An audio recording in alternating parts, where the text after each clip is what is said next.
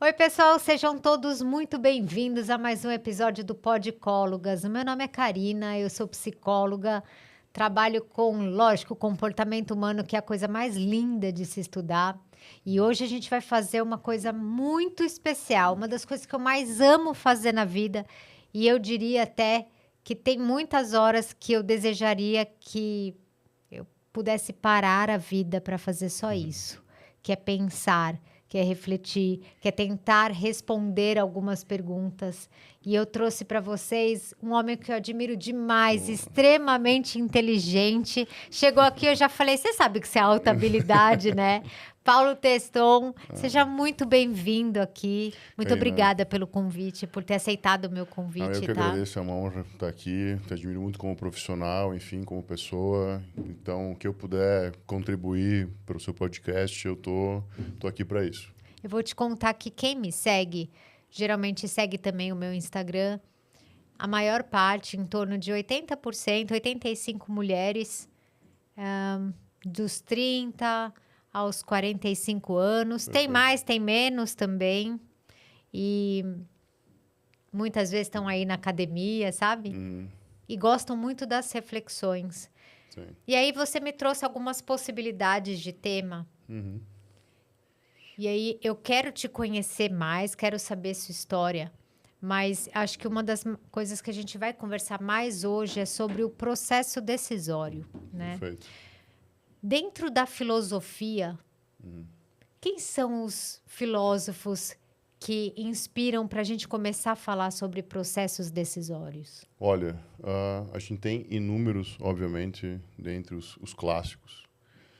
Eu gosto muito de pensar o início da dificuldade da decisão nas tragédias gregas, principalmente nas tragédias de Ésquilo.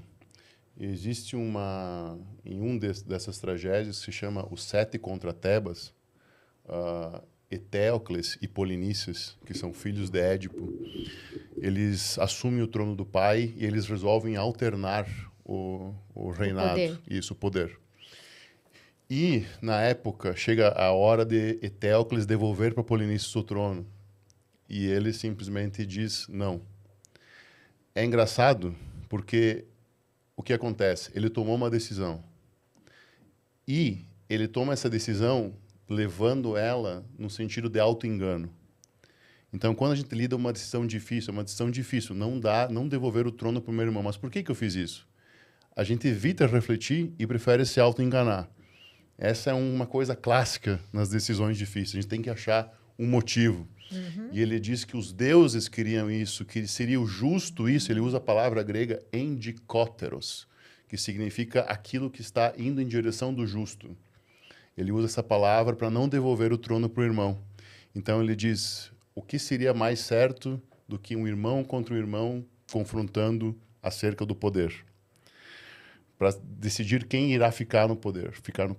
E simplesmente essa tragédia, o coro do livro que fica ao redor dessa decisão, eles já dizem, ele está se auto-enganando. Então veja quanto tempo atrás a gente já entendia que a gente tenta justificar o injustificável. Ele tentou pegar uma justificativa de fora para, olha, eu só fiz isso porque o certo, segundo os deuses, é mais ou menos isso? Isso, porque o que acontece? Quando a gente lida, até, por exemplo, com coisas simples, vamos colocar, acontecer alguma coisa contigo, você vai tentar... O nosso cérebro, ele é obsessivo por padrões. Então, você vai tentar achar uma explicação para aquilo, seja ela qual for. Perfeito. Seja mais absurda, se for.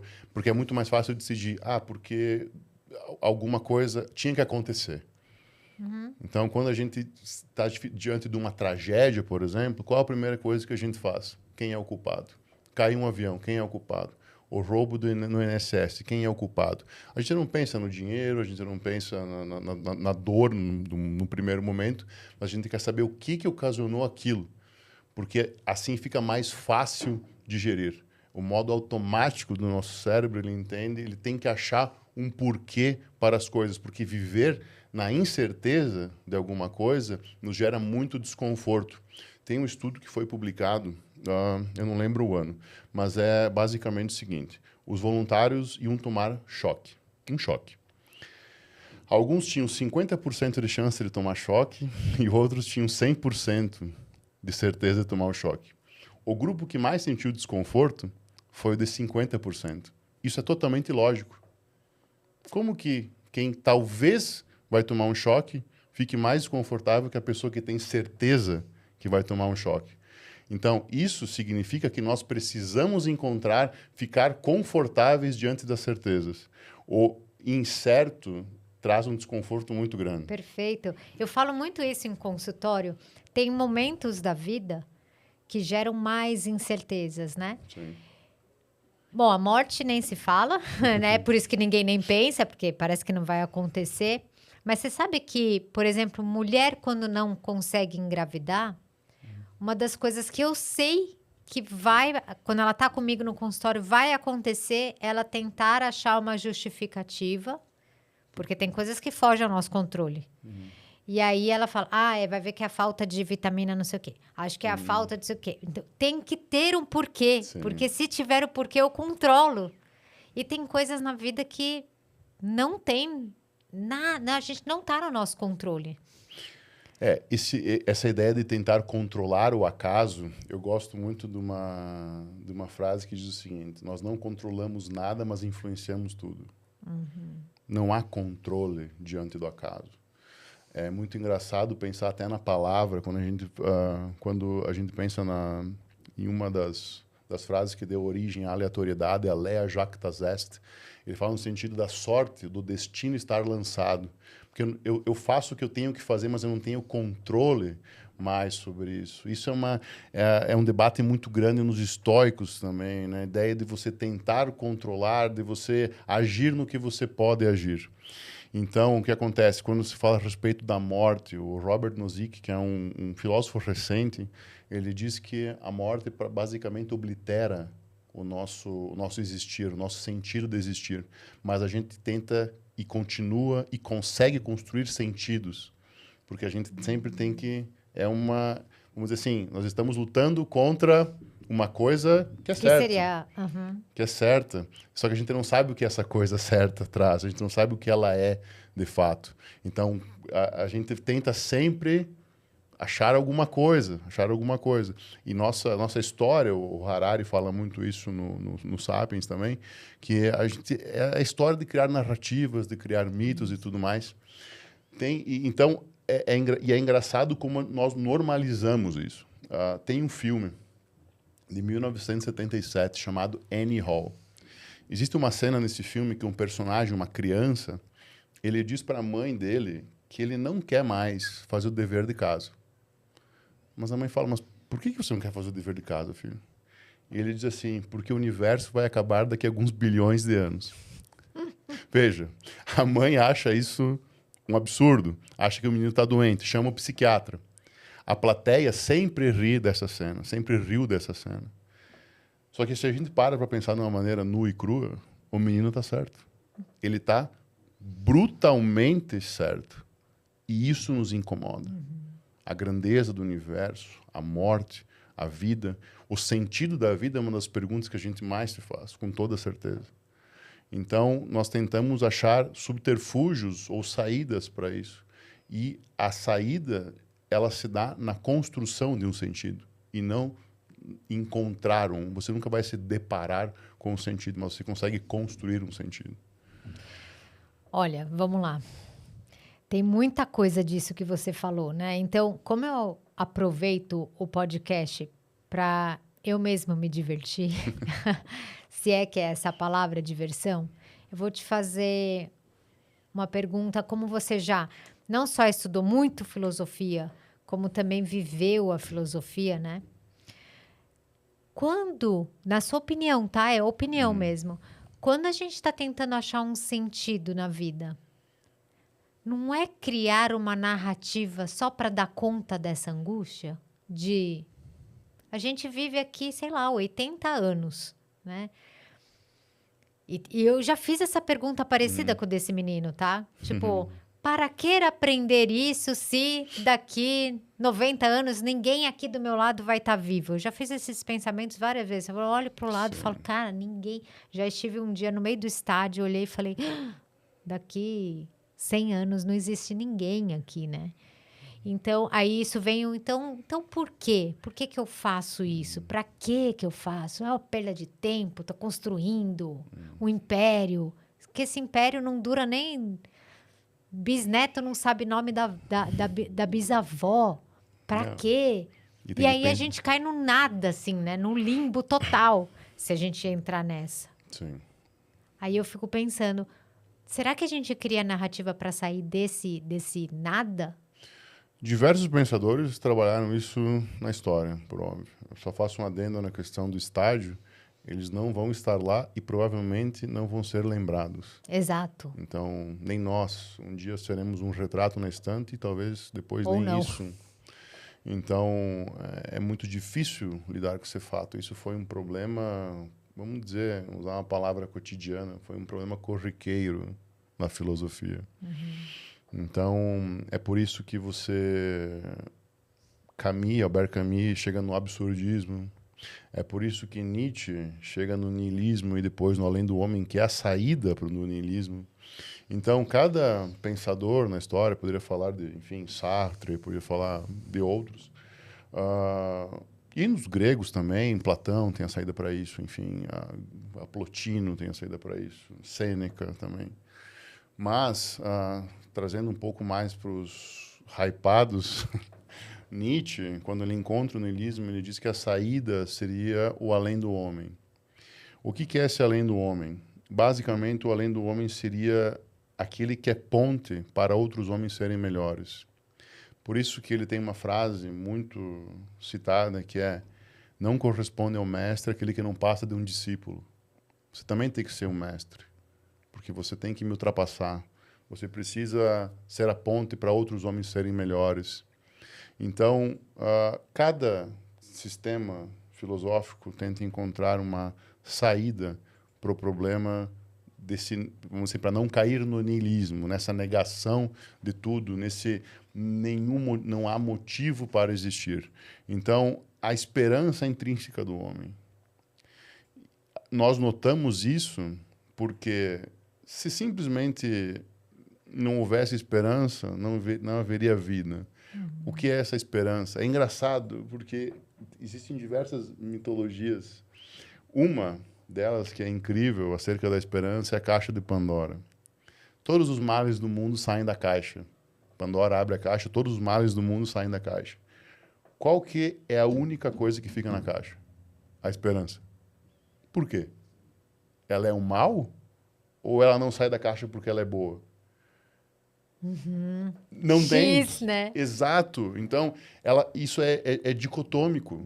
Então, a esperança pode ser uma coisa ruim e pode ser uma coisa boa. Por isso que ela fica na caixa. Perfeita. Não, é insano.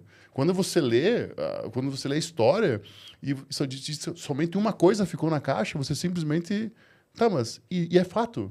Ela pode ser ruim e pode ser boa. Então, como é que ela vai sair da caixa se ela não sabe o que é? Nossa, E a gente não consegue, né, saber o que ela é mesmo. Tem horas que ela é boa, né? Sim. Tem horas que ela é ruim. Exato, então ela com certeza é uma dicotomia, você vai viver uma dicotomia. Então cada sistema filosófico tenta encontrar uma saída para isso. Muito embora a gente saiba que, vamos dizer assim, pensar sobre isso é inerente do ser humano. Acredito que todo mundo que pensa... Há quem diga que a vida na ignorância é mais feliz. Há quem diga isso. E não está errado. Cara, às vezes eu duvido, sabia? Porque eu tô vendo uma superficialidade tão importante nos últimos tempos que às vezes eu falo um conteúdo bem fácil. Geralmente eu esmago bem o conteúdo para sair bem facinho. Sim. A pessoa não consegue ouvir mais de 20 segundos, não aprofunda e a crítica é tão superficial que eu tenho dúvida se as pessoas fazem perguntas profundas, porque, entendeu? Perfeito. Vamos pegar dados assim. Então a gente tem um aumento de transtornos de ansiedade em jovens de 3.000% no SUS, pelo menos, 3.300% entre jovens de 15 a 19 anos. Por que esses jovens estão tão ansiosos? Por que esses jovens são pessoas que não experimentaram a vida? A gente tem, de fato, uma geração que fica mais em casa, uma geração que está mais no celular, não se coloca em grandes desafios. Talvez seja esse o problema. Não se colocar em grandes desafios. Ficar tão confortável que isso se torna um problema. Quando os telefones eram presos nas paredes, nós éramos mais livres. Isso é paradoxal. Isso é paradoxal. Se você for pensar que mais de 11 horas dos nossos dias, em média, nós ficamos expostos a mídias como músicas, telas e tudo mais, você acaba tendo a noção de que... O que a gente vive, então? O que a gente está vivendo? 11 horas por dia, a gente tem que dormir. 11 horas por dia, alguma coisa está acontecendo. Aí, isso tudo é informação para o nosso cérebro. Então, um ser humano... Hoje, ele consome muito mais informação. Por exemplo, vamos pegar o caso de um homem na Idade Média. Na vida de um homem na Idade Média, ele ia consumir a quantidade de informação de um jornal. Imagina rolando no feed do Instagram a informação que a pessoa... Um jornal por dia, né? Até mais, eu acredito. Então, o cérebro não consegue lidar com tanta informação. E isso gera, literalmente, agonia, impulsos de agonia, porque você não tem como entender tudo aquilo, etc. E você fica cada vez querendo mais distração mais célere, uma distração mais célere e tudo mais. E isso acaba... E não tem um processo natural que a gente pegou na juventude... de ter perguntas sobre si próprio, né? Sim. Porque a adolescência, ela te põe para pensar sobre você, você dentro daquele lugar, quem sou eu, o que eu quero, né? É um momento... Não foi o meu momento de mais perguntas, mas é um grande momento de perguntas, a adolescência. Se a gente for pensar, por exemplo, em termos de... qual que é o principal... O que faz nascer a filosofia, por exemplo? Vamos colocar o principal são as epopeias, a Ilíada e a Odisseia. E o que Odisseu faz na Ilíada e na Odisseia? Ele experimenta a vida. Então a gente tem cada vez menos pessoas experimentando a vida de fato e vivendo uma vida que não é a vida dela, talvez. Ela não se encontra porque é uma vida totalmente copiada, é uma vida com um roteiro escrito. Então, por plateia, exemplo... né? Isso, perfeito. Quando tem uma passagem linda na Odisseia, na Odisseia, que Odisseu, ele está voltando para casa e, por acaso, ele para nas sereias. E as sereias emitem cantos que a pessoa que escuta aquele canto, ela fica apaixonada para sempre e passa a viver com as sereias. Odisseu sabe disso. Todo mundo do navio coloca os tampões nos ouvidos, etc. Ele também. Mas chega um momento que ele pede para os marinheiros amarrarem ele no mastro do navio. Pede ele para amarrar ele no mastro do navio. E eles questionam por quê. E aí ele falou assim, amarra muito forte, porque eu quero ser o primeiro homem a ouvir o canto das sereias e não se apaixonar por elas. Então, isso significa o quê? Experimentar a vida. Ele quer ser o primeiro homem, ele quer se colocar no risco de ouvir aquele canto, porque ele quer ser o primeiro homem a ouvir e não ficar encantado. Então, experienciar a vida, explorar a vida é uma condição para a gente não ser tão ansioso como a gente é hoje. Porque você tem que saber seu lugar no mundo. O seu lugar no mundo é importante. Quem é você? Qual é o seu lugar? Fora do seu lugar não é você. Então, é uma pergunta que é difícil, ninguém pode dar a resposta para você. Tem que viver, né? Isso. E é isso, é sair da plateia. A gente está muito, né, numa sociedade de plateia. Sim. Não tem experiência. E pegando esse gancho, me conta um pouquinho, como é que você caiu na filosofia? Porque provavelmente você teve que viver a vida, né? Minha vida foi... tem alguns amigos que falam que eu vivi várias vidas em uma. Então, eu comecei muito novo a ser fissurado por conhecimento. Eu, sei lá, com menos de 10 anos, eu lia tudo que existia sobre dinossauros. Não sei por quê. Eu era simplesmente fissurado. E com 12, depois de algumas dificuldades que a gente teve financeiras e tudo mais, eu comecei a trabalhar muito jovem também. Uma tia minha viu que eu estava num estado de estresse um pouco elevado já aos 12, 13 anos. Trabalhando. Sim. Enfim, quando falta dinheiro, geralmente aparece muito problema em casa. Então, isso é uma coisa normal. Hoje, os estudos mostram que isso é algo normal e eu fui vítima disso. Então, sem nenhum problema. Minha tia recomendou a leitura de um livro. E, por acaso, esse livro era um romance que citava Nietzsche. E eu li o romance e falei, cara, esse cara parece ser legal. Então, eu comecei a ler Nietzsche por volta dos 14, 15. E O que não é fácil, né, ler? Não, nem um pouco. Primeira vez que eu tentei ler o Zaratustra, por exemplo, eu falei, pô, não entendi nada. Só que eu não admitia não entender. Eu não gostava disso. Então, eu tinha muito que eu tinha que sair para entender a vida, etc. E eu comecei a fazer muitas aventuras de mochila. Eu tenho aí uns 6 topos de montanha no currículo e umas 7, 8 tentativas. Então, eu viajei muito, eu fiz muita loucura. Fui para Colômbia, fiz a Rota das Farc, fui para a Patagônia, quase morri de hipotermia. Nossa. Então, fiz várias ilhas no Caribe nadando. Eu era completamente alucinado e eu tinha que sair, eu queria sair de casa. Eu passei muito tempo trabalhando com meu pai no braçal e eu senti que faltava uma parte. Então, eu já tinha toda essa bagagem filosófica de literatura, etc. Eu falei, não, eu tenho que experimentar isso. E meu pai sempre teve o sonho que eu estudasse e tudo mais. E junto com isso, as coisas melhoraram financeiramente e tudo mais. Isso a gente está falando de quantos anos já? Eu tinha, nessa época, comecei a viajar uns 18 para 19. Então, dos 12 aos 18, você descobriu a leitura e foi se aprofundando. Comecei a me interessar mais. Então, eu via muito o que eu tinha disponível de documentário, livro. Então, eu sabia que eu tinha... E meu pai sempre foi uma pessoa que prezou muito para que eu estudasse, que não teve oportunidade. Então, quando a gente começou a melhorar financeiramente, a gente não sabia lidar com dinheiro, por exemplo. Meu pai não tinha estudo, nem minha mãe. Então, eu me dedicando, então eu sabia que eu tinha que primeiro fazer isso. Eu tinha que entender o mundo. E eu achei que o melhor curso para eu entender o mundo, como lidar com dinheiro, era Direito. E eu fui estudar Direito justamente para isso. Não tinha nenhuma outra pretensão. Mas acontece que, nessa época, meu pai sempre dizia, nessa época eu parei de trabalhar no braçal, então ia mais sazonalmente, assim, quando demandava. Então, eu tinha tempo para estudar. Só que era meu serviço, eu levava como um serviço.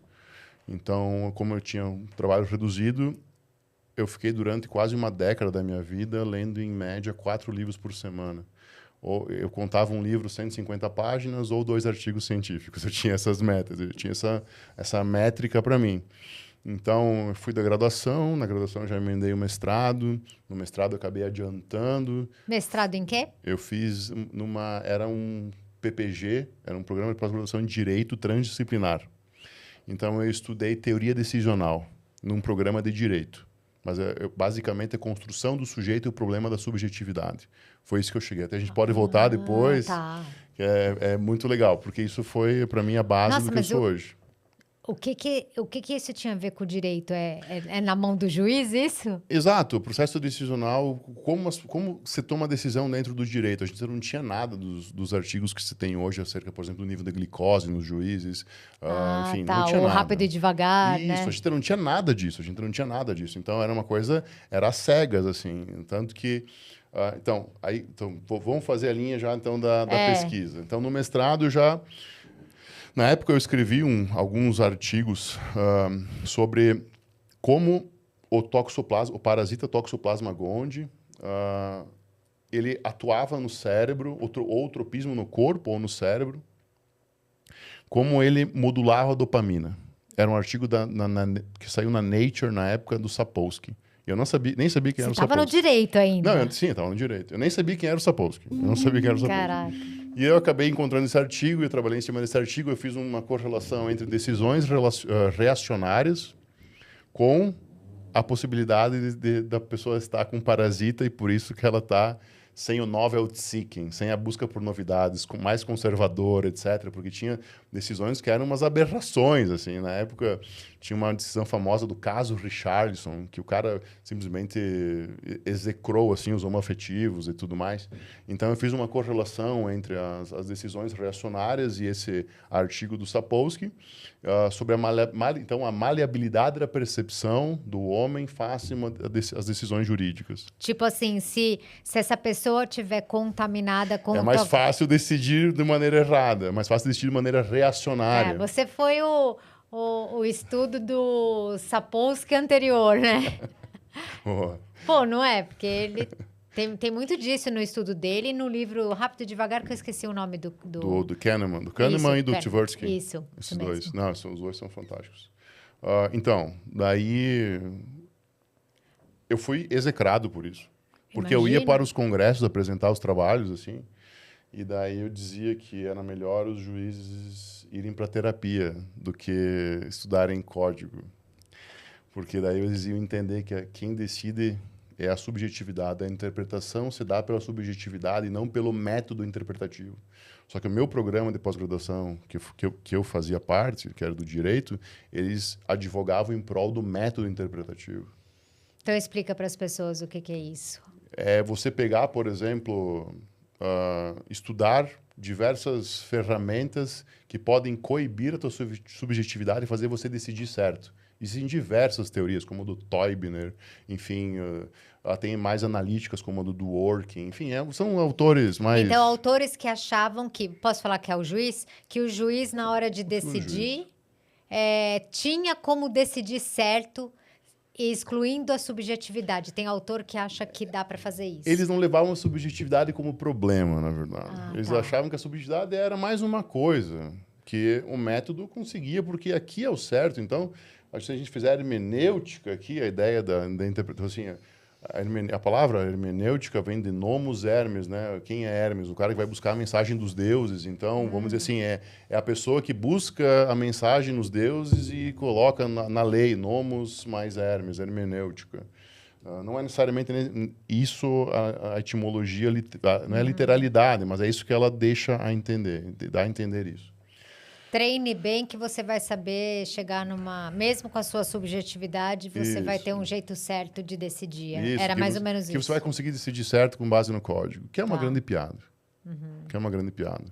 E eu falava, tinha até uma citação que eu fazia uma paráfrase, que era que a sogra dos juízes decidiu mais do que eles. Se o cara brigou com a sogra em casa... O cara vai chegar puto no tribunal. Ele não vai decidir nada. Ele vai com base na emoção dele do dia.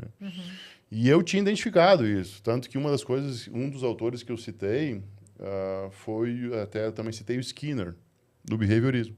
Só que na época, isso aí era uma coisa assim, de maluco.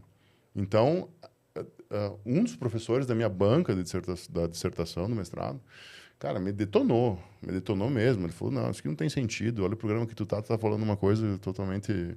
Não tem embasamento científico para o direito, não sei o quê. Enfim, foi uma... E eu acabei sendo... E o engraçado é que o outro professor, ele foi... É uma linha interessante, vale a pena continuar. E nesse ínterim aí, eu acabei indo para Roma. Aí eu passei no doutorado em Roma, e fui estudar com um professor que eu tinha com umas referências mundiais, assim, em teoria decisional mesmo, em teoria do direito. E eu queria continuar nesse problema da subjetividade da decisão. Era meu intuito. Então, eu fui nesse programa que o nome vamos dizer assim, do título é Disciplina Jurídica Histórico-Filosófica. Então, eu tinha que fazer um apanhado, etc., trabalhar a história para chegar no problema. Porque eu tinha que trazer uma coisa totalmente nova pro direito, que era o problema da subjetividade. Só que, no meio disso, eu pensei, cara, beleza, eu tenho que trazer o problema, mas a solução disso? Qual que é a solução disso? Aí eu caí no comportamento humano. Antes do comportamento humano, eu tentei achar a explicação na filosofia e encontrei uma muito boa que se chama as estéticas da existência. Como chama? Estéticas da existência. O primeiro cara... Dois caras estudaram muito isso na história. Um foi o Pierre Hadot e o outro o Michel Foucault. Foucault, enfim, o Foucault é mais conhecido que o Hadot. E as Estéticas da Existência são uma série de textos antigos de pensadores socráticos e pré-socráticos que dissertaram acerca do que tinha que ser feito para você melhorar a si mesmo. Então, basicamente, ela se divide em 3. A gente até pode falar depois delas, mas... Não, fala já. Pode ser. Mas eu fui estudar isso mais a fundo no meu estágio pós-doutoral em Nova York. Porque lá eu fui estudar com o companheiro do Michel Foucault. E aí eu comecei a pedir acerca do que o Foucault, como que ele estudava isso aqui, porque eu não achava lógica. Porque, assim, o que eu lia, até na época eu fui proficiente, uma época, hoje eu digo que eu não sou mais, porque se eu pegar, eu vou ter que pegar um dicionário e vou ter que ficar umas boas horas, que é em grego arcaico. O que eu lia ali não condizia com aquilo que o Foucault trabalhava na hermenêutica do sujeito, que é um trabalho inacabado ainda. As técnicas de si, eu não entendia. E enquanto que o Hadot ia para um lado espiritual, o Foucault ia para um lado hedonista. Ele tentava justificar o hedonismo dele nos filósofos antigos. E eu via os filósofos antigos falando, na verdade, de uma disciplina, de uma coisa dura, severa. E ele trazia para um lado de justificar uma boa vida, eu não sei se foi aí, talvez, que a gente se perdeu no termo hedonismo, porque o hedonismo epicurista não é o que... Não significa hedonismo do jeito que a gente entende hoje. Você acha que era uma interpretação errada? Quando você foi Com ler certeza, na fonte... Com certeza. Isso que eu bati. Eu falei, cara, o Foucault, ele interpretou errado por algum motivo. Daí eu fui entender. O Foucault era um bom vivant, cara. Era um cara, enfim... Ele teve, obviamente, a contribuição dele é inegável na parte da sociedade disciplinar, é simplesmente fantástica, né? Vigiar e Punir é um clássico da história. Enquanto que o Hadot ia só para um lado espiritual, como se fosse do gnosticismo cristão, mais uma coisa mais pegada para a espiritualidade. E eu via um negócio no meio disso. Eu falei, não, cara, acredito que é mais voltado para a disciplina, é num sentido de conhecer a primeira estética da existência, gnose auto. Conhece-te a ti mesmo, a famosa máxima délfica. Engraçado que todo mundo fala da máxima délfica do conhece-te a ti mesmo, mas tinha mais uma, que é nada em excesso. São 2 máximas délficas. A gente pode falar isso por isso outra hora, mas é bem, bem interessante isso aí. Por que eles falavam disso? Por que tinha isso no oráculo? O oráculo é chamado de Ônfalos, o umbigo do mundo, que as pessoas, todo mundo ia lá para descobrir o que ia ser da vida, o que fazer da vida e tudo mais. A segunda estética se chama epimeleto, que é o cuidado de si.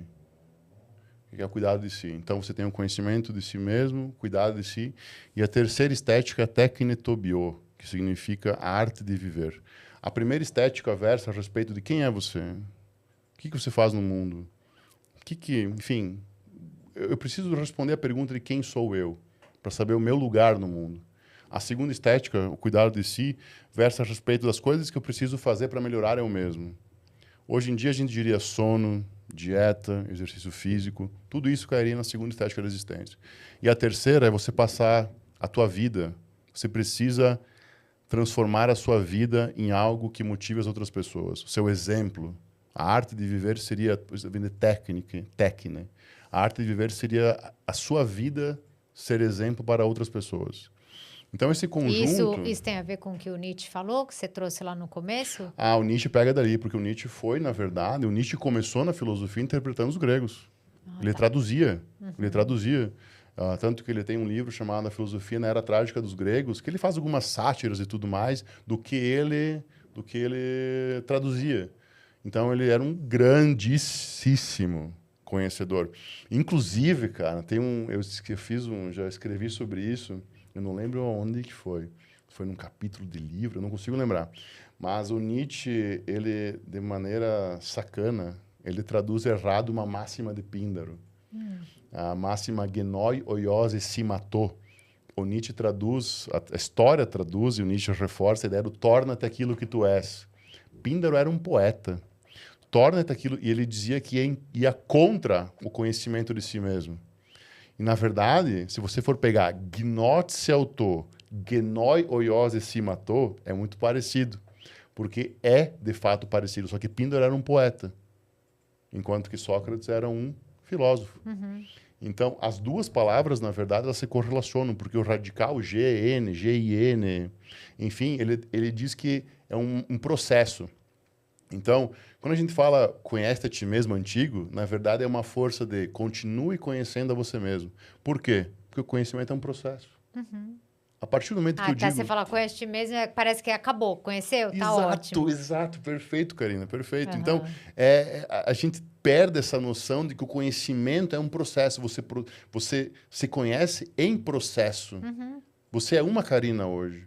Você vai ser outra amanhã. A flecha do tempo, que aumenta a entropia do universo, ela não cessa. Do Big Bang até hoje, até depois.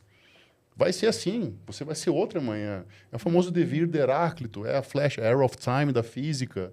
Você vai ser outra amanhã. Se você não conhecer a Karina da manhã, ali terminou o teu conhecimento. Exato.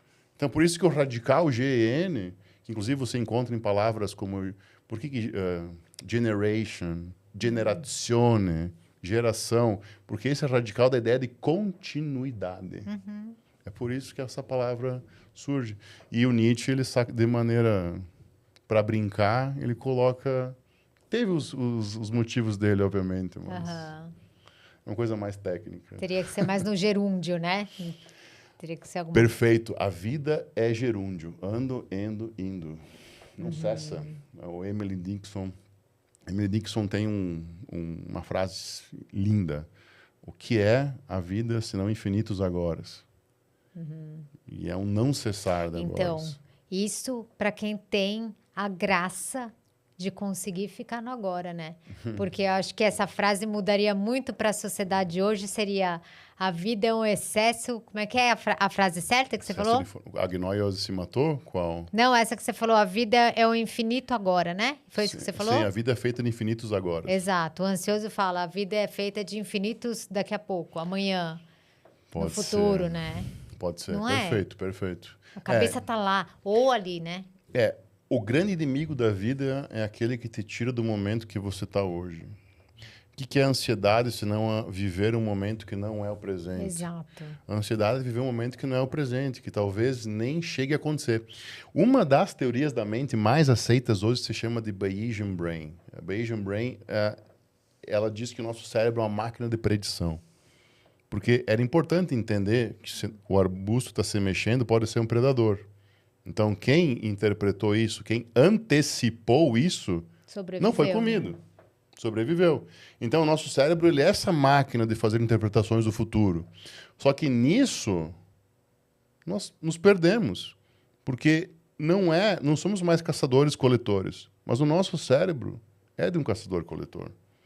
A gente precisa aprender a lidar com isso. Mas, evolutivamente falando, a gente vai aprender a lidar com isso daqui milhões de anos, talvez. Sim, com o que aconteceu nas últimas décadas, né, de mudança. A celeridade da mudança, da era da agricultura para agora, é simplesmente absurda. Absurda. Então, o nosso corpo, se a gente for pegar da agricultura até agora, a gente está falando de 0,03% do tempo a gente está nesse novo mundo pós-agricultura. Então, a gente não consegue estar adaptado a isso. Nosso cérebro não está adaptado a isso. Então, imagina esse excesso de informação, esse excesso de necessidade, de novidade, de necessidade de...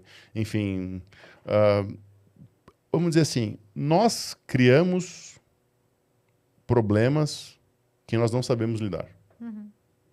E essa seria a melhor definição para o que a gente vive hoje. Nós criamos esses problemas. A gente não sabe lidar com os problemas que nós criamos. E estamos criando muito mais agora, hein? Agora vai. Com a IA, eu não sei como é que tá. Vai. Como é que tá essa história da IA com os terapeutas? A gente vai ser engolido, certamente, por um período, Sim. eu acredito. Eu acredito que, assim, o chat GPT hoje já é... O maior uso dele é para companhia e agente terapêutico. Já é. Eu não sabia. Só que aí tem todos os riscos lá que estão se falando de que todos os dados são sensíveis, não é protegido. Esse é um problema. Mas, sem falar isso, voltando ainda para o ser humano, nós temos, vamos falar do Brasil, por exemplo, é uma sociedade que não tem recurso financeiro para ir para um terapeuta e uma sociedade sofrida, como você disse, né? Somos o país número 1 em ansiedade, somos um dos maiores países em depressão também, da América Latina, estamos em 5º lugar. A gente está bem sofrido. Então, vem uma ferramenta que você pode conversar o que você quiser sem ser julgado e ainda ser auxiliado, não é de todo ruim. Só que, de novo, nossa sociedade também não tem educação, né, formal. Então, eles não sabem criar, não vão pagar o chat GPT, vão pegar o GPT normal, que eu costumo dizer que é o Zé do Bar, que fala qualquer assunto, só que é de zero profundidade. Sim. As pessoas não vão pagar porque não tem dinheiro. E quem pagar ainda tem que aprender a criar um agente. E quando você cria um agente, você tem que saber alimentar esse agente com prompts. Sim. Olha, eu quero que você se comporte como um filósofo tal, ou um psicólogo da linha tal. Você tem que saber criar, e para isso precisa de conhecimento. Então, as pessoas vão estão usando com o Zé do Bar para fazer a própria análise. Aonde eu acho que vai chegar?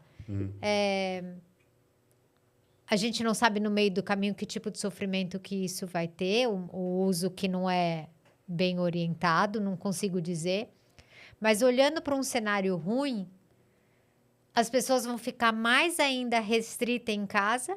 Perfeito. Né? Porque é isso que a gente está vendo, né? Desde a pandemia para cá, que a gente foi engolido pelo celular. Se ele começar a ocupar o lugar do amigo, do terapeuta, de tudo, então você fica com ele. Aí eu acho que a psicologia volta. A psicologia vai voltar quando o ser humano já não conseguir mais se relacionar com outro ser humano, porque ele não sabe mais fazer isso. Perfeito. E aí ele não vai conseguir aprender a se relacionar com um ser humano tendo que usar um celular que não é um ser humano. Ele vai precisar do ser humano. Entendi. Intermediando. Esse é o que eu penso que é provável que vai acontecer. Eu vejo o ChatGPT como muito complacente, né? Ele é uma ferramenta totalmente complacente. Então, é difícil que ele te diga alguma coisa que você precisa. Você tem que pedir. Mas é isso, você tem que saber orientar você tem que saber orientar o seu prompt, né? Sim. Olha, não quero que você concorde com tudo. Sim. Senão, parece que teve uma trend aí que as pessoas perguntaram, ChatGPT, qual é a minha bênção? Tipo, o que eu tenho de bom? Sim. E aí o ChatGPT, te lambe, né? Só que aí você vai ter o pedófilo perguntando, qual é a minha bênção? Vai lamber, porque é isso que ele faz. Ele não... Então... Ele não tem a crítica, né? Pra falar, escuta, filhão, Sim. você tá me perguntando qual é a sua bênção? Vai se trabalhar? Cai novamente, então, no que a gente falou, estamos criando problemas que não sabemos ainda como resolver. Isso aí tudo é minha imaginação, né? Do que eu acredito. Mas isso é em tudo, cara. Teve um artigo que saiu em fevereiro desse ano, obviamente não é sobre IA, mas mostra mais um problema que nós estamos criando, por exemplo, com alimentos hiperpalatáveis. Esse artigo mostra que nós ficamos com memórias de comidas hiperpalatáveis no hipocampo. Isso provavelmente foi muito benéfico quando a gente tinha uma colmeia de abelhas perto, por exemplo, que a gente lembrava, enfim, enquanto caçador-coletor, lembrava o gosto do mel. Então, quem sabe, valia a pena se deslocar até tal lugar para sentir novamente o gosto daquele mel, enfim, ou enfrentar algum perigo para chegar até a colmeia, porque é um alimento muito calórico, então muito nutritivo e tudo mais. Só que hoje a gente está falando de uma colmeia em cada esquina. Um McDonald's. Aliás, na sua casa, porque você nem vai na esquina, você liga no iFood. Perfeito. Então, a colmeia vem até você. Boa. Perfeito, vou começar a usar esse exemplo, né? Quando falo desse assunto. Então, a colmeia vem até nós. Perfeito. Porque, então, a gente criou esse problema. Mas o nosso cérebro não entende que não é uma colmeia que a gente está... Mas, quer dizer, ele entende que é uma colmeia, só que ele não entende que não é. A gente não treinou para isso. E tinha um treino, né? Se você for pensar, até lembrando do Wesley, que fala tanto de dopamina, quando você tinha vontade da colmeia, né, do mel, subia a sua dopamina, porque você precisava lembrar, né? O hipocampo te lembra, ó, Mel, o córtex pré-frontal, então, se planeja, ele precisa levantar dopamina para você ter força para, caraca, eu vou ter que enfrentar essa floresta para ir até lá, Sim. né? Essa dopamina tinha que ser alta para você poder ter essa energia para Sim. sair de casa, no caso da caverna, e chegar até lá, né? E aí a gente sabe que se alimentar daquilo lá nem subia tanta dopamina como antes para se movimentar. Sim. Só que, cara, com a colmeia vindo em casa, você não precisa de pico de dopamina. Sim. E uma das coisas que eu vejo no meu consultório é a anedonia, Anedonia. que é a pessoa já não tem mais energia para fazer as coisas que gostava antes, assim. Tipo, parece que não existe dopamina nesse cérebro. Sim. Tu acha que isso se dá pelo excesso ou pelo ambiente que não te propicia nada que te faça...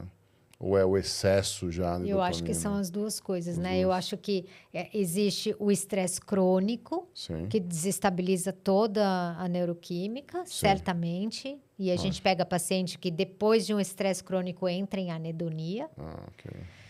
E eu acho que quando a gente fala, né, daquele livro Nação Dopamina, Sim. a gente está falando de um excesso realmente de comidas hiperpalatáveis e de pornografia e de tudo que é muito fácil.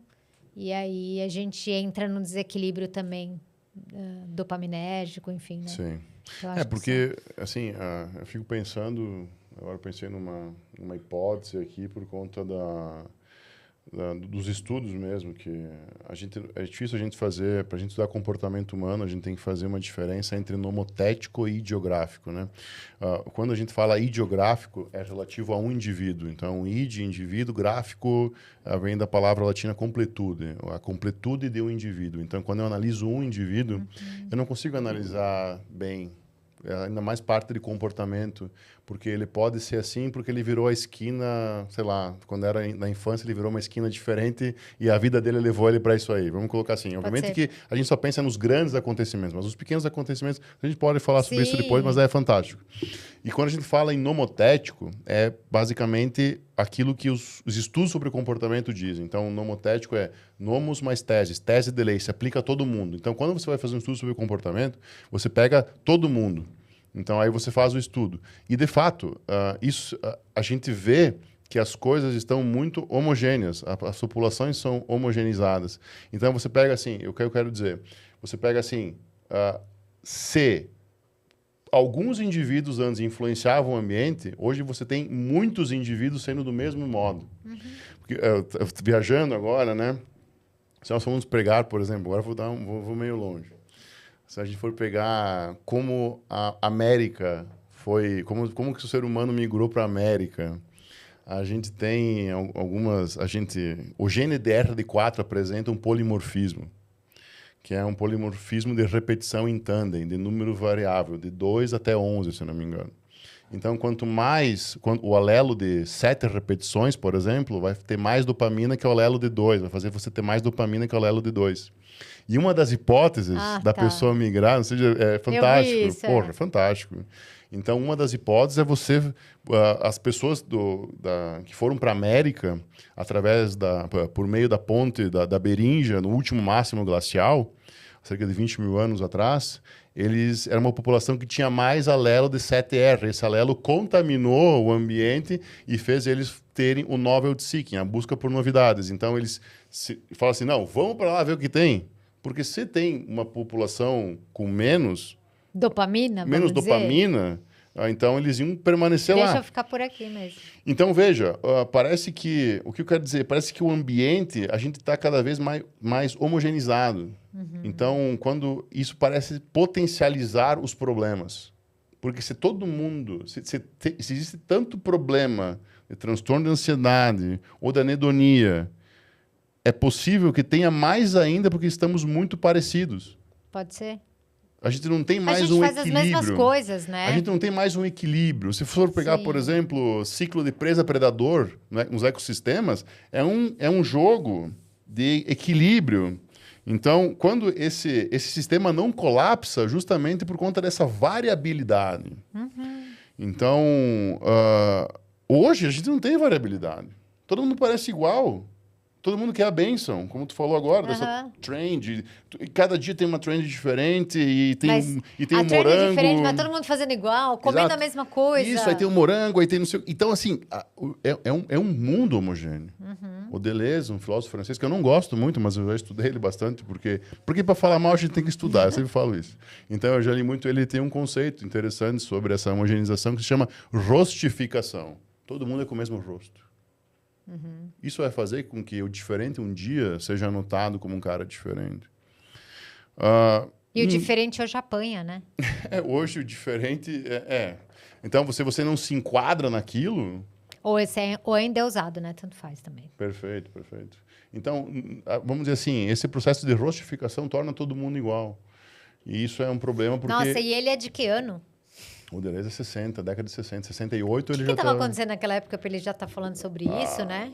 Tipo, Pois é. 1960, pô, já passou a industrialização. Talvez isso, né? Talvez ele é pós... Ele pegou mais de 68 da França, que foi o grande movimento dos intelectuais ali, que eles queriam tomar o poder, né? Tem várias... diversos autores como Pierre Bourdieu citam isso, o Manuel Castells também, que é o cara da era da informação. Então, pode ser que ele tinha um vislumbre do que estava por vir, talvez, porque a gente começou mais a se conectar mais, enfim. Mas não sei de onde que ele, exatamente de onde ele tirou isso. A sociedade... Mal sabia ele que estava vivendo uma época boa ainda, né? A sociedade, é que nessa época também, falando agora, lembrando agora, né? Tinha também a sociedade disciplinar, que emergiu a sociedade disciplinar do Foucault, tinha a sociedade do espetáculo do Guy Debord, que foi a inspiração para aquele livro do Olhosa, A Civilização do Espetáculo, veio do Guy Debord. Então, a gente viu que... Então, o Lyosa até fala que os intelectuais são eclipsados por essa massa de ignorantes, e isso é um problema. Isso é um problema, porque hoje a referência não é o cara que estuda, é o cara que mais aparece na rede social. Com certeza. Qualquer besteira. Qualquer besteira. Então, você tem uma massa que endeusa aquilo que não agrega nada. E com o ChatGPT isso tende a piorar, porque quem que vai trazer a novidade? O ChatGPT faz o que já está escrito. Cara, quem que vai ter... Não tem novidade. E é o que mais aparece, provavelmente. Ele também é enviesado por dados da internet. Então, se o que mais... Né? Se é o influenciador que não tem nada para te entregar, é o que mais aparece na internet, é o que vai alimentar o ChatGPT, né? Sim, tudo bem. Vamos dizer que você tenha que... É um sistema que se retroalimenta. Perfeito. Mas vamos dizer que você tenha... O problema, assim, quem que vai trazer a novidade? Porque, beleza, a gente vive ciclos de diferença e ciclos de repetição. O que faz a humanidade evoluir é a diferença. A repetição traz o mesmo. Então, quem que vai ter o senso crítico? Quem que vai ter a criatividade? Cara, criatividade e senso crítico vão ser as duas maiores habilidades aqui para frente. Com certeza. Com certeza. Porque hoje você não precisa aprender a programar, você só precisa criar bons prompts, que é tudo com português, não é mais com a linguagem diante de programação. Então, todo mundo vai saber. De fato, vai se sobressair quem for o mais criativo. Uma das teorias da mente, que é a The Extended Mind, ela diz que a gente consegue saber tudo aquilo que está ao alcance do nosso corpo. Ou seja, tudo aquilo que está aqui. Porque se eu te pedir, você sabe o telefone dele? Não. Nem da minha filha. Mas você sabe. Pegando? Pegando, sei. Perfeito. Então, tudo aquilo que está ao alcance da minha mão, eu sei. E é uma ela está inserida na For Cognition, que é uma das últimas teorias da mente que saiu. Ela é um pouco anterior à The Bayesian Brain. Então, cara, a gente vive... É insano pensar sobre isso, porque... A gente perde o controle, né? Porque você pensar, o controle está aqui. Se alguém rouba isso daqui, acabou. Você é burro. Você não vai, né? Dependendo do bairro que você tiver, você não volta para casa, você não sabe para quem ligar. Cara, hoje você tem óculos... Eu até estava ontem com um amigo meu aqui em São Paulo, ele me mostrou um óculos que traduz 7 idiomas de maneira simultânea. Exatamente. Eu fiquei apavorado, cara. Falei, deixa eu testar isso aqui, quero ver se é verdade. Cara, tu coloca assim. Eu vi esse, ó. Coloca assim, tu olha para cima, Começa a descer o que o cara falou em outra língua. É insano. É insano, insano, insano. É surreal. Então, beleza, a gente nunca teve tanto Vai acesso... paralisar o cérebro, né? Você pensar de... Não é? Porque é muito... Atrofiar. O termo cérebro podre, Sim, né, é isso, vem né? disso. É A gente isso, não é. utilizar mais da maneira como ele tem que ser utilizado, como ele tem que ser, Sim. vamos dizer assim, estimulado. Sim. Estimulado. E a minha frase de sempre, eu falo muito para os pacientes, a gente é muito bom naquilo que a gente faz muito.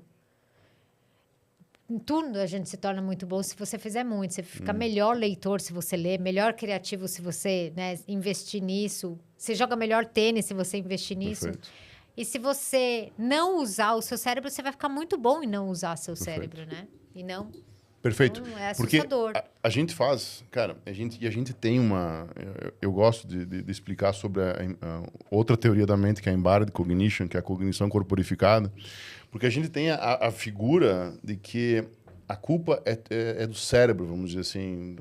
Mas o cérebro faz tudo. Não, cara, a gente é o corpo e o cérebro. A gente é o corpo e o cérebro. A gente não pensa dissociado do corpo. E isso foi... Cara, tem um estudo incrível, cara. Eles fizeram um estudo... Eles pegaram algumas pessoas para falar sobre as imoralidades que cometeram durante a vida. Tinha que falar. Tudo que fez. Você roubou, você traiu, você matou, enfim... Qualquer coisa, tinha que falar. E se não tinha o que falar, tinha que inventar.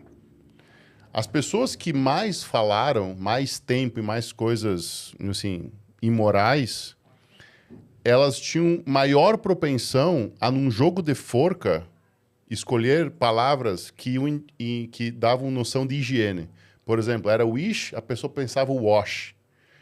Ou, em outro estudo mesmo que eles fizeram, então, um primeiro de forca e o segundo, elas tinham que se limpar as mãos. As pessoas que tinham falado mais atos imorais limpavam mais as mãos. Ficavam mais... Se sentiam mais sujas.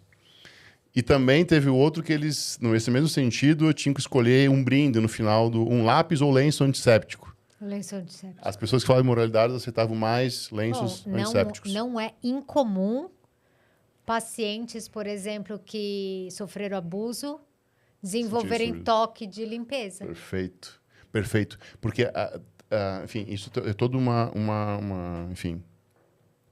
Tem o contexto cerebral, obviamente, mas a gente não dissocia essas coisas, porque isso é importante entender. Até é lindo, o nome que deram para esse fato se chama efeito Lady Macbeth. Por quê? Porque a Lady Macbeth, no romance de Shakespeare, Macbeth, ela incentiva o marido a matar o rei Duncan, xingando ele, falando que ele era um frouxo, enfim. E daí o marido vai lá e mata. E ela tem uma parte do livro que eu não sei se dá uma página ou não, dela lavando as mãos. E ela diz, limpa essas mãos pequenas, limpa essas mãos, porque todos os perfumes da Arábia não seriam suficientes para purificar essas pequeninas mãos. Então, veja como... Nossa, é bem isso, né? Porra, é bem isso. Então, parece que o ato imoral é sujeira. Tem vários estudos também no sentido de que... porque a região do cérebro é a mesma região do cérebro ativada, dizendo que, por exemplo, assim, se eu xingar uma pessoa, porque fulano que torce pro Palmeiras é um lixo, ou sei lá, pro Corinthians, sei lá, eu não sei nada de futebol, enfim, qualquer time que esteja jogando ali, enfim, é um lixo. As pessoas, isso vai sendo reiterado. Você começa a pensar de fato que é um lixo. E você consegue cometer maior crueldade. Isso acontece muito com rivalidade política, por exemplo. Petralha, bolso lixo. Isso acontece muito. Então, você consegue cometer maiores atrocidades, como xingar mais fácil. Você já leu O Animal Agredir Social? mais... Não. Não, você vai gostar. Bom. Mas comportamento humano, né?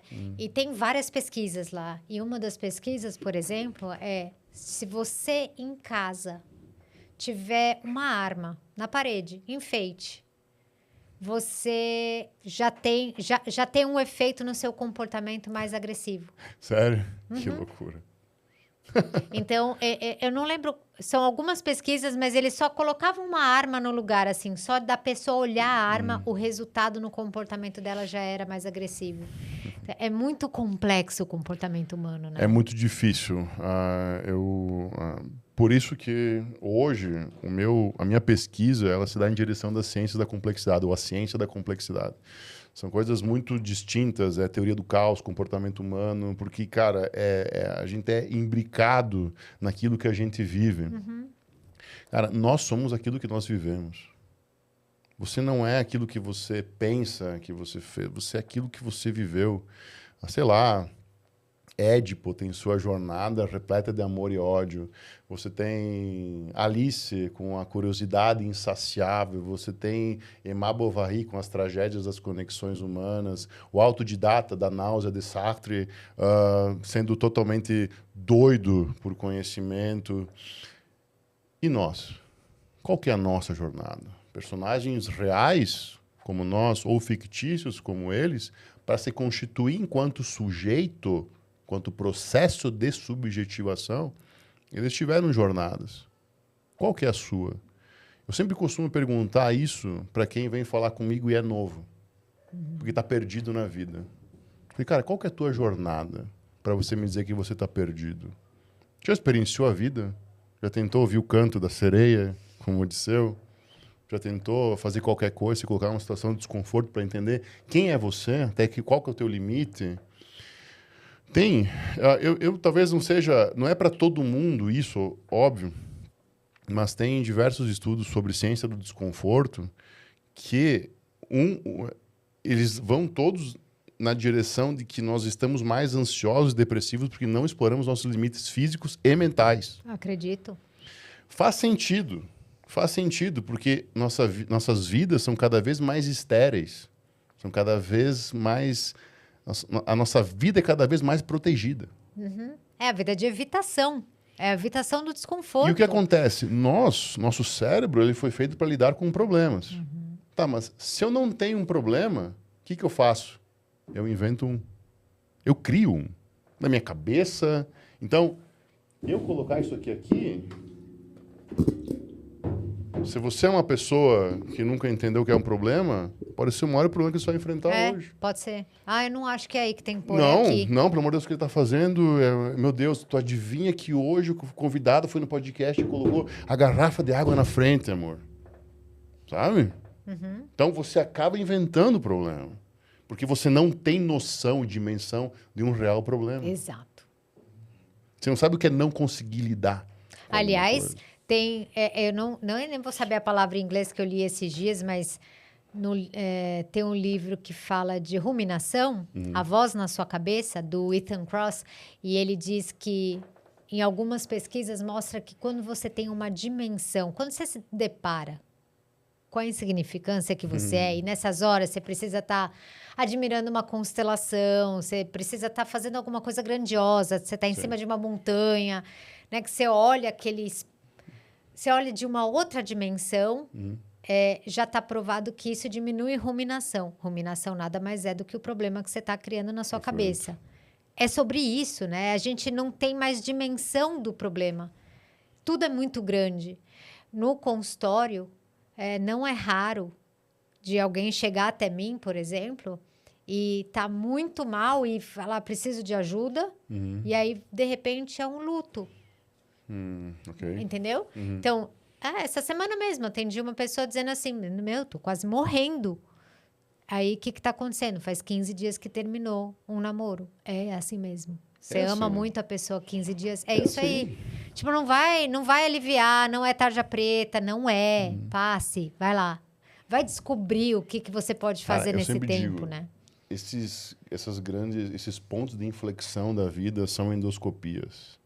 Elas revelam quem você é e você tem que lidar com isso. Mas elas não revelam aquilo que você vai ser sempre. Então você vai aprender com as tuas dores, com os teus sofrimentos. E isso torna um novo sujeito. Porque uma das coisas do processo de objetivação é que você nunca vai ser quem você era antes. Por isso que cada microdecisão importa. A gente só pensa nos grandes pontos de inflexão. Que faculdade eu vou fazer? Que curso que eu vou cursar? Que eu vou começar a trabalhar onde? Mas a gente não pensa que eu tenho que bater a meta de água do dia, que eu tenho que ler para não atrofiar meu cérebro, que eu tenho que ter uma meta de melhora dia após dia, que a excelência se dá pelo hábito, desde Aristóteles, até antes de Aristóteles, obviamente, mas até hoje comprovado por meio de estudos de comportamento, que a excelência não é nada mais que uma série de coisas simples. São pequenas decisões toda hora, As né? micro decisões importam e a gente delega, a gente deixa, não dá para elas o valor que elas deveriam ter. Assim como a gente não confere para a vida o valor que ela merece. A gente tem que conferir para a vida o valor, cara, conferir intuitivamente. A gente não pensa que daqui para frente, Karina, quem está nessa sala, eu, você e ele, nós temos X dias da vida pela frente. Esse número a gente só não sabe o valor, mas são X dias. Sim, bem limitado. Pensar sobre isso confere a vida, dá à vida um valor intuitivo, talvez, pensar sobre isso. E a gente não reflete. O Marco Aurélio, o imperador dos imperadores, ele dizia que isso é atanato terapem. Obviamente que as pessoas que leem meditações não sabem da profundidade de um conceito como atanato terapem, mas é justamente medite sobre a morte.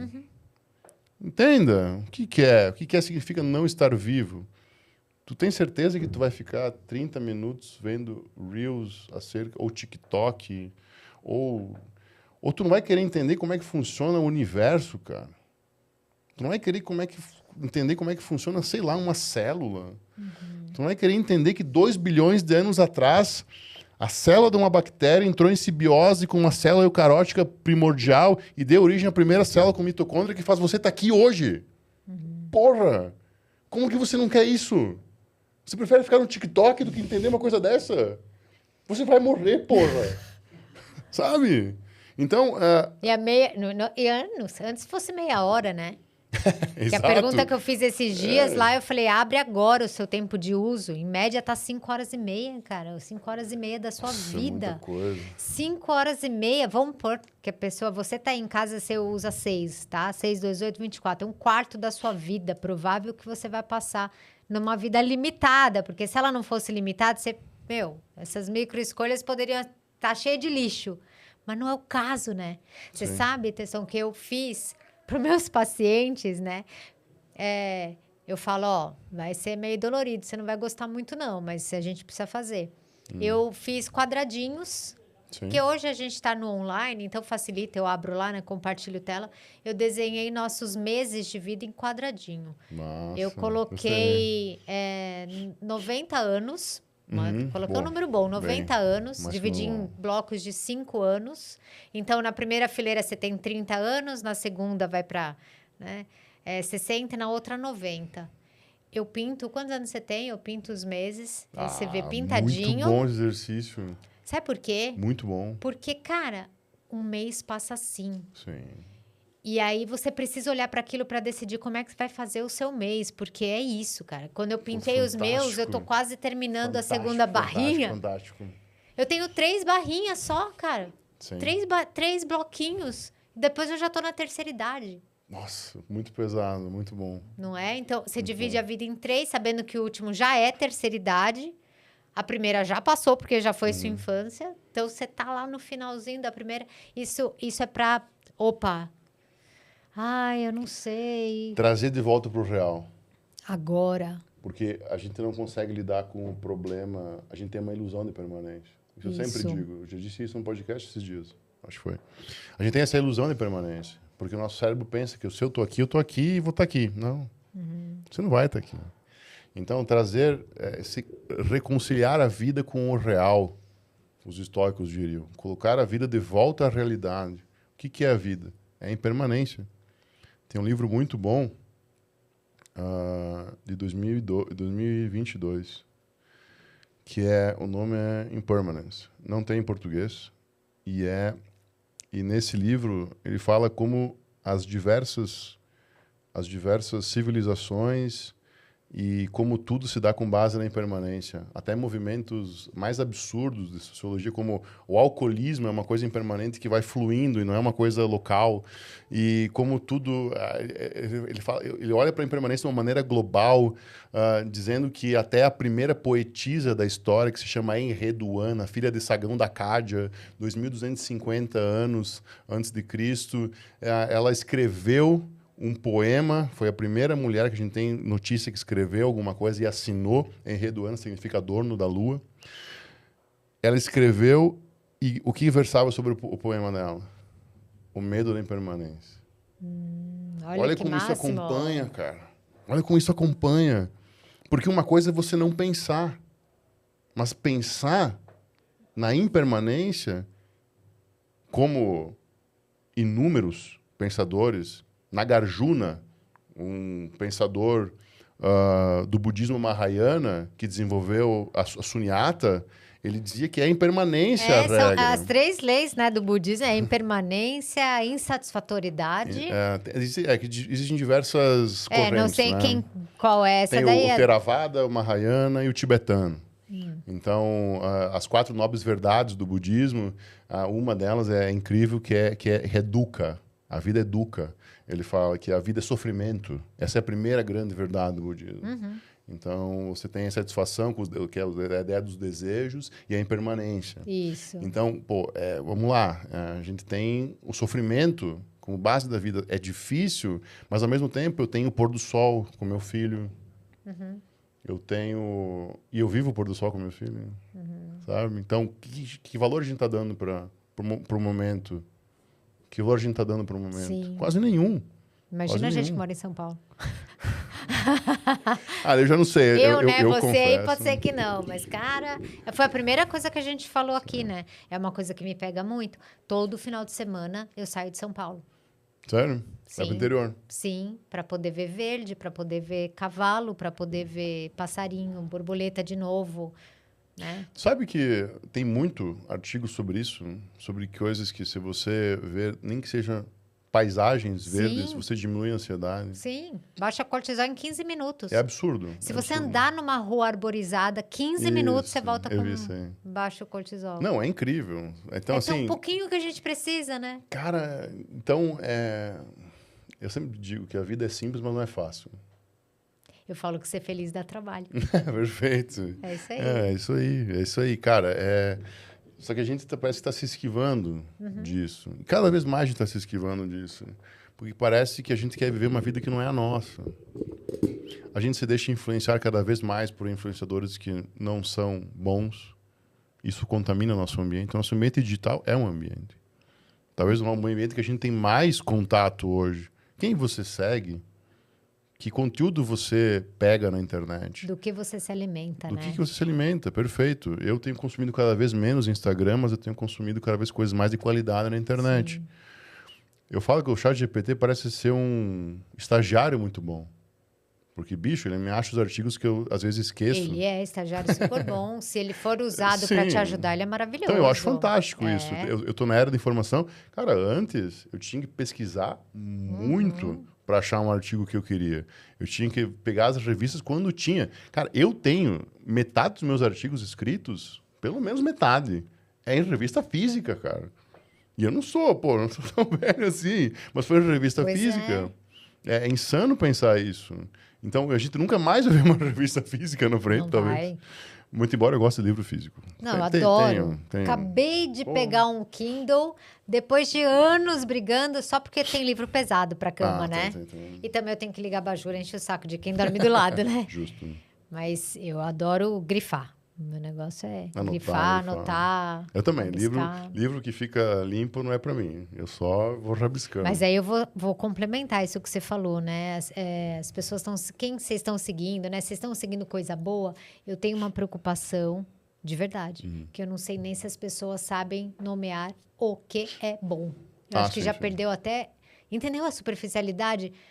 Quando você fala, cara, vai seguir gente boa... O conceito de bom tá tão deturpado que eu não sei, entendeu?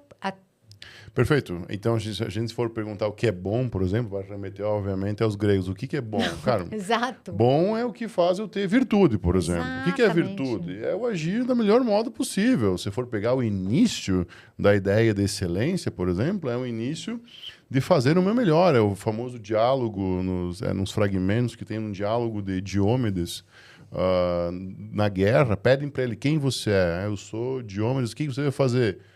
A hiena eles têm, eu vim ser o meu melhor. Então, qual que é o teu melhor? É ficar rolando vídeo no Instagram ou no TikTok? Qual é o teu melhor? Qual que é o teu melhor? O que de melhor você pode fazer? Porque, pô, a gente precisa de gente boa. A gente precisa de gente que pense, que influencie bem outras pessoas. O caso agora daquele menino, eu não conhecia o Felca. Fantástico. Fantástico, eu não conhecia. Então, pô, eu admirei Fez o melhor ele. que ele podia fazer. Excelente, e excelente. um cara muda, né? Começa a movimentar o mundo para melhor. E olha a magnitude de uma coisa dessas. Ele usou a internet para uma finalidade que a gente não estava acostumado. E ele simplesmente merece o reconhecimento que ele ganhou. Porque ele foi um outlier. Ele foi um cara fora. Então, E isso corajoso, é bom. né? E corajoso. Então, isso conta demais. Sim. E a gente está anestesiado, né? A gente está anestesiado, a vida nos anestesia, a gente quer medicamento para não pensar. Às vezes, pensar cansa, né? Pô, pensar causa angústia, beleza, mas é isso que se trata a vida, cara. Você tem que lidar com isso aí, você tem que pensar sobre a vida, pensar sobre as coisas. Pô, quando eu tinha essas divagações acerca de religião, por exemplo, o que tem, o que não tem, cara, eu fui estudar todas as religiões que eu podia estudar.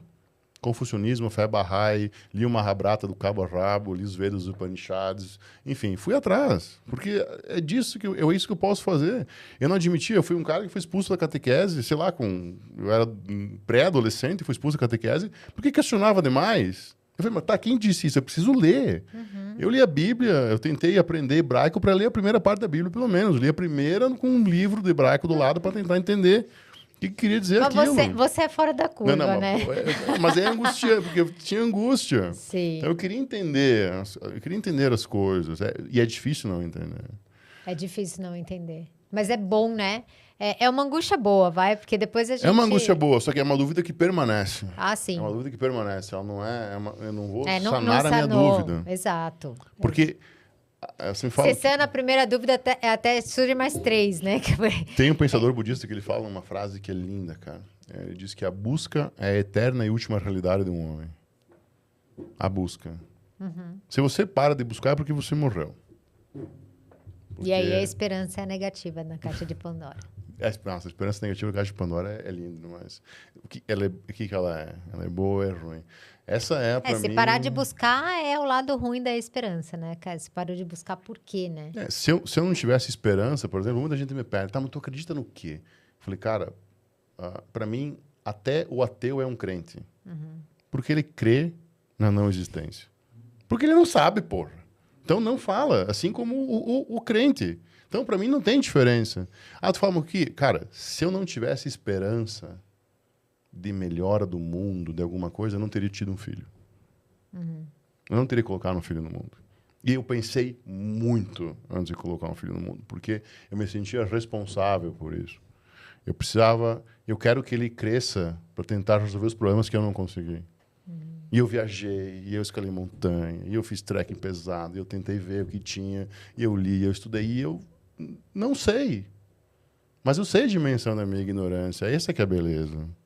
A dimensão da minha ignorância consegue eu saber, eu ter a certeza de que valeu a pena ter estudado e continuar estudando. Continuar conhecendo. Para quem sabe fazer, quem está assistindo, ou quem for assistir, que vale a pena conhecer. Que vale a pena ter conhecimento. Você pode... a galera gosta muito das indicações de livro, tá? Gostam muito mesmo. Cara, você leu 4 livros por semana, né? Mas se você tivesse que escolher... Ai, que sacanagem, né? Eu nunca consegui isso, Karina. Eu nunca consegui. Putz, assim, eu posso indicar... Tá, mas aí eu vou te facilitar. Tá. Pensa que, de repente, é uma galera para começar. É para começar, não são os melhores. Tá. É para começar. Tá. O que você indicaria e por que você indicaria? Olha, em tempos de política, que são tempos sombrios, Eu gostaria muito que todo mundo fizesse a leitura de um livro do Joshua Greene, que se chama Tribos Morais. Tribos Morais. Pelo menos para entender por que a gente briga. Eu acho que eu vi o Wesley lendo esse livro, O Wesley não? que me indicou. Eu Wesley fico que de me olho nas indicou. indicações dele. E eu li recentemente um também do Brian Greene, que é muito bom, mas esse aí é muito difícil, eu acho. Eu acho que para quem está começando... Obviamente que se for pensar sobre a vida, eu indicaria a primeira coisa que o cara quiser começar a pensar seriam os estoicos, assim. Da brevidade da vida de Sêneca, da vida feliz, meditações do Marco Aurélio. Mas dá para ler? Sim, é tranquilo. Tá. É tranquilo. E são livros muito, muito bons. Um que eu li muito bom recentemente também foi Determinados, do Sapolsky, Determinate. Ah, tá. É porque eu tô lendo o Muito. Comporte-se ainda, né? O Comporte-se é bom É também. porque, cara, eu tô lendo muito devagar o Comporte-se, Mas é porque gostoso, é gostoso. eu leio, aí eu transformo em podcast, eu tô trazendo cada capítulo aqui Sério? pra discussão. Pô, É porque a galera Comporte-se compra o é- livro e deixa na estante. Eu falei, eu sei que ele não é gostoso, Uhum. ele é denso. Sim.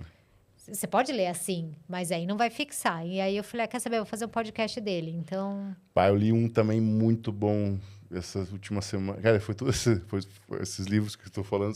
toda É que- semana passada, Exato, tá, mas gente? é, Isso, é tipo por isso. aí. Tem um que eu li que se chama Chaos, The Amazing Ah. Science of the Unpredictable. Puta, que legal. É Mas incrível- aí, mas tem em incrível. português? Eu não sei se tem em português. É do James Blake, o nome. Ele conta a história da teoria do caos, assim, a caoticidade. Então, como eu estou estudando muito a ciência da complexidade, sistemas não lineares, e trazendo isso para o comportamento humano, para melhor entender a subjetividade, as teorias da mente, enfim, por que nós comportamos da maneira como nos comportamos.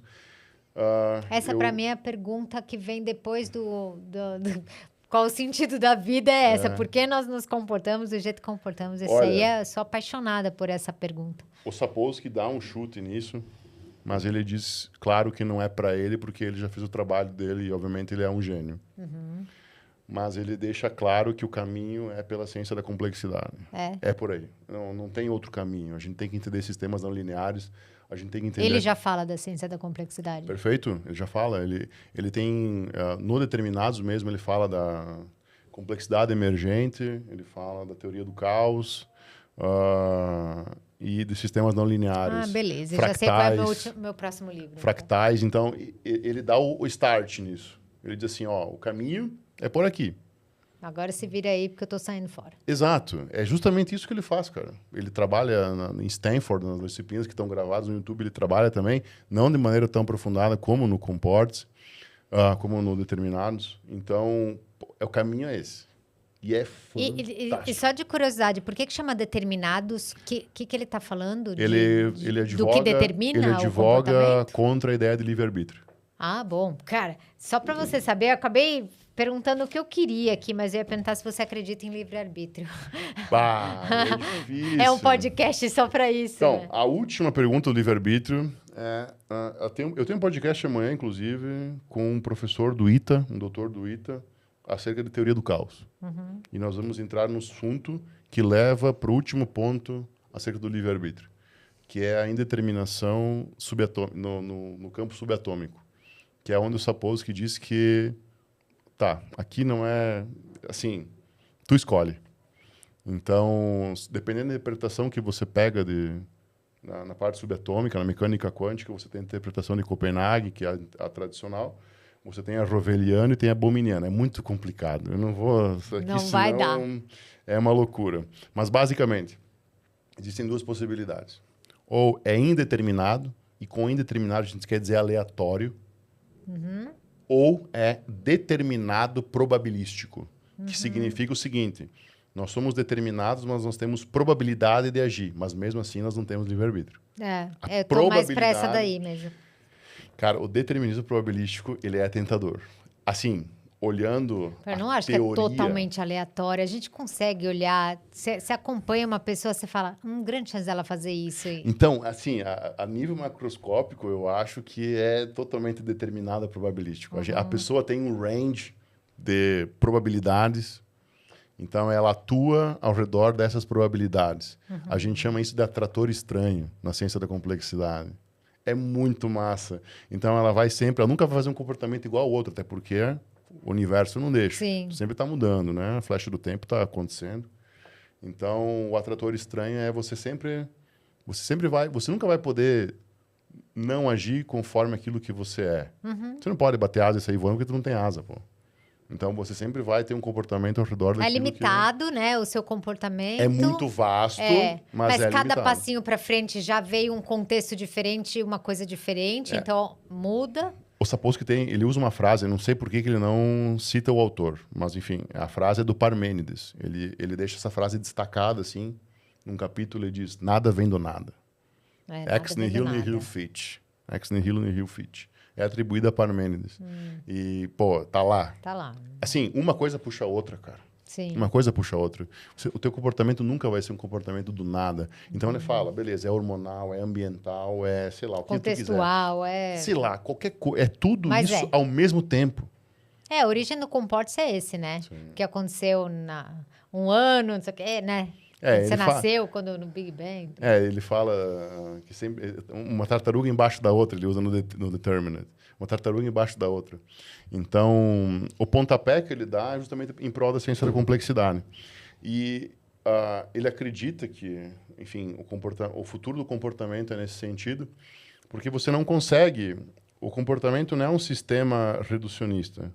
Não é um relógio analógico que eu consigo desmontar ele e saber, juntando as partes, aquilo que ele é. O comportamento, eu posso dissecar, decompor, o reducionismo fala, decompor ele. Se eu juntar as partes, eu não sei o que ele é. Assim como o nosso corpo. Porque o nosso corpo também é um sistema não linear. A gente já dissecou o cérebro, cara. A gente já dissecou o sistema cardiovascular, o sistema circulatório. Tá. Mas a gente não entendeu como é que funciona o todo ainda. Então, a gente teria chave para tudo, mas a gente não conseguiu entender. E a gente já sabe tudo como tudo funciona. Até nível molecular, genes, enfim, tudo. A gente já dissecou tudo. Por que a gente não sabe? Porque é um sistema não linear. Ele tem um comportamento caótico. E dentro disso, aí ele começa, o Sapolsky mesmo começa a dizer, por que que... mas aí vai longe. Ele fala assim, por que que os dendritos do neurônio são parecidos com os brônquios do pulmão, que é parecido com o sistema circulatório? Isso sempre... Cara, tem muita coisa parecida. Mas tem explicação, mesmo. que é parecido com o delta de um rio assim, indo para o oceano, que é parecido com os canais de Marte, que é parecido com os ramos de uma árvore.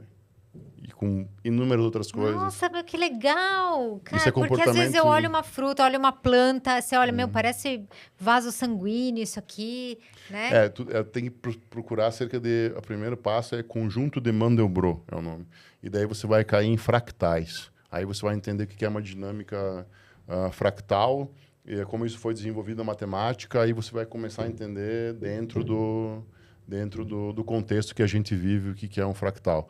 E existem fractais, existem sistemas auto-organizados, complexidade emergente, cara, é lindo. Um universo, né? É lindo. Aliás, só para complementar, você tinha falado as pessoas aqui do presente e do futuro precisam estudar criatividade, né? Treinar criatividade, mas se fala muito hoje da matemática e da lógica, né?